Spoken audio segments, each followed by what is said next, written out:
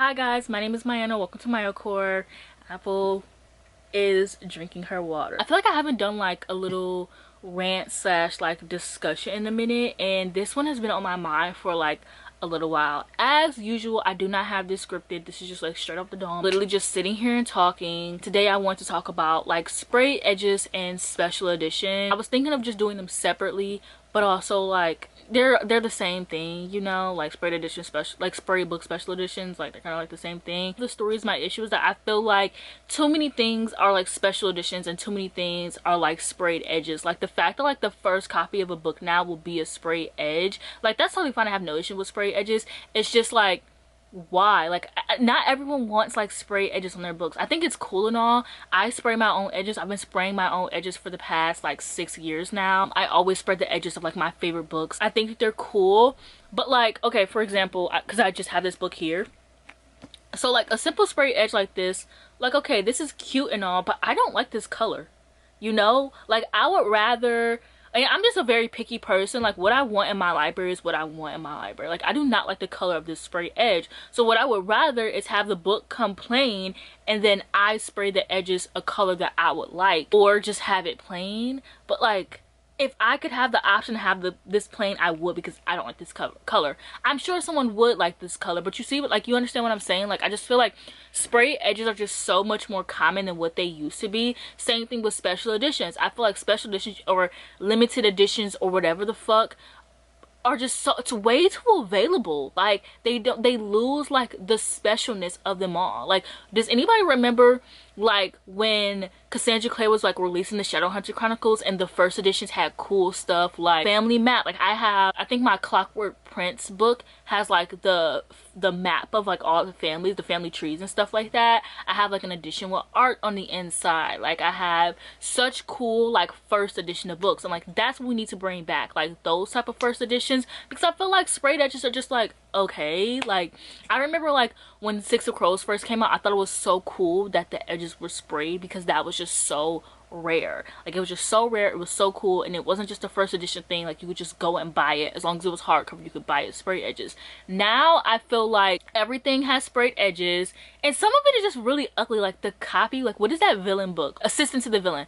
That, oh my gosh, I fucking hate the sprayed edges of that. What do you mean the book is purple and the sides are red? It doesn't look good together in my opinion, and you can't get it any other way.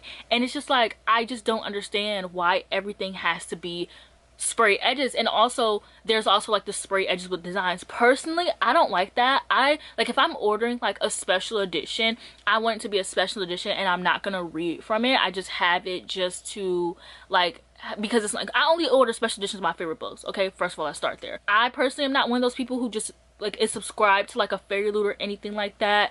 I can't afford it, but like props to you if you can. Like no judgment here. I'm also a picky reader, so I have to be really careful with what I am ordering. Like I can't just subscribe to a company like that, because the chances of me loving the books that I get are like not that high, because I'm such a critical reader. It's unfortunate. I wish I wasn't like this, but I am, right? So I only have special editions of my favorite books, and I actually don't even own that many special editions. I think I own like 4 or 5. I literally own a handful of special editions, right?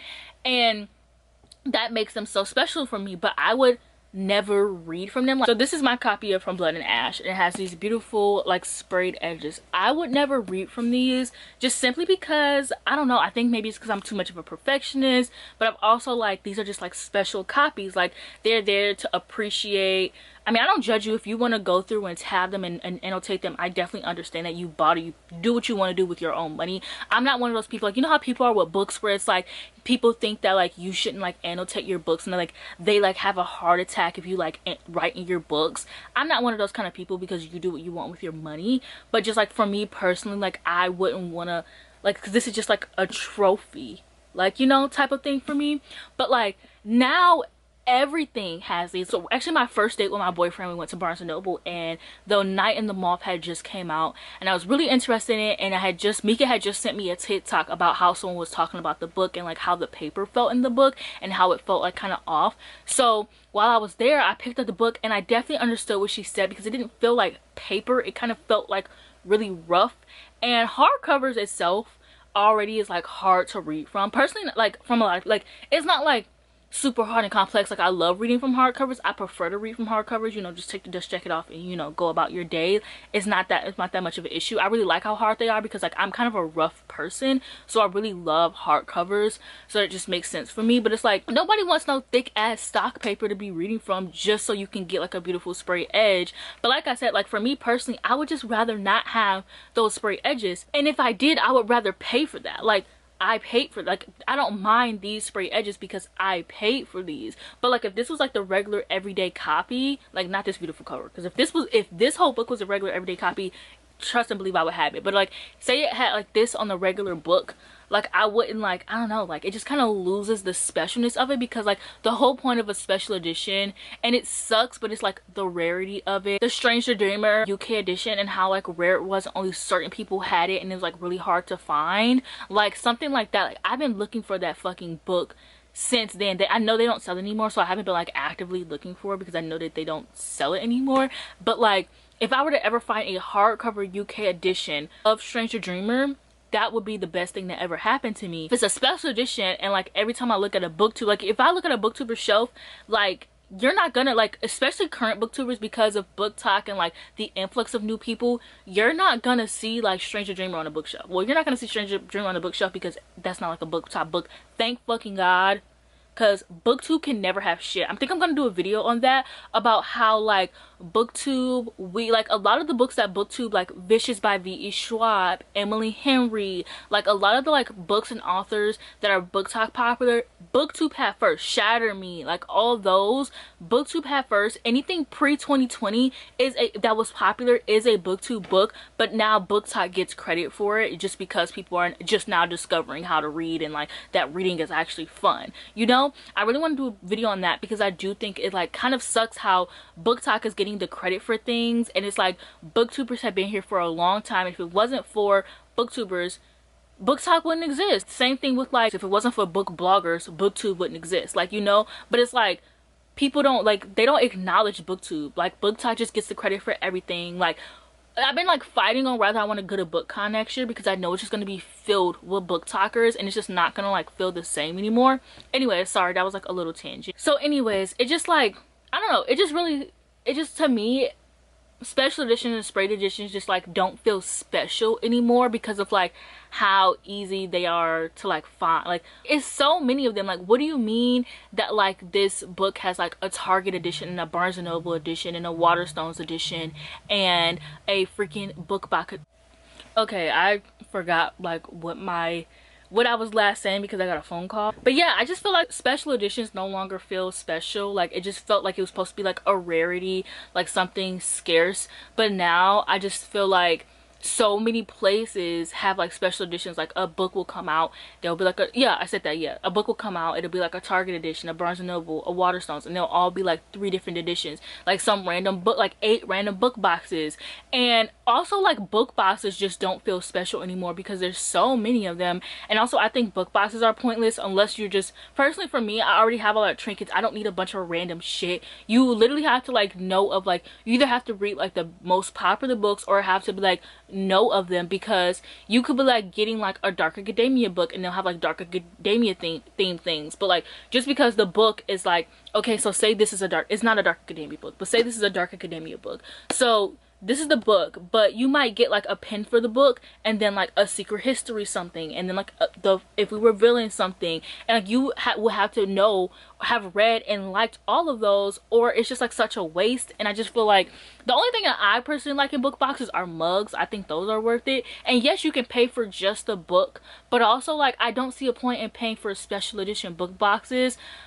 I mean, reading and collect. People say reading and collected are 2 different things. I'm not somebody to judge you. I'm not somebody to be, oh my gosh, consumerism. Oh my gosh, you shouldn't spend that much money. I really don't care what you do with your money. It has no effect on me whatsoever. So I don't care. I'm not judging anybody here. And to you, it might just be because you like it. You don't need a reason to want any of these things. That's the one thing that irritates me with social media right now, is like, people are just like, oh, what's the reason you have all of this? First of all, I don't need to explain my reason to use. I uploaded like a video of like all of my e-readers, and they were like, you don't need all of these.